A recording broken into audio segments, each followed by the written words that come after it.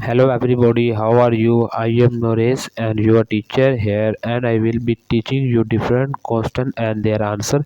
So I welcome you on classtheta.com where we will be discussing questions. So let's get on the question. So our today question is product accepted manufacturing cost for trash can for the month when 3000 cans are produced are summarized below. Direct material 2.40 per unit, direct labor 1.60 per unit, variable overhead 6000, factory depreciation 10.500, supervisory salary 4800, other fixed factory costs 1500. What is the flexible budget amount for a month when 4000 units are produced?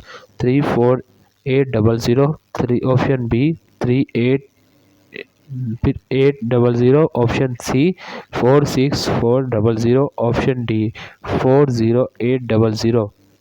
The correct answer of the question is option C 46400 is the flexible budget amount for a month when 4000 units are produced.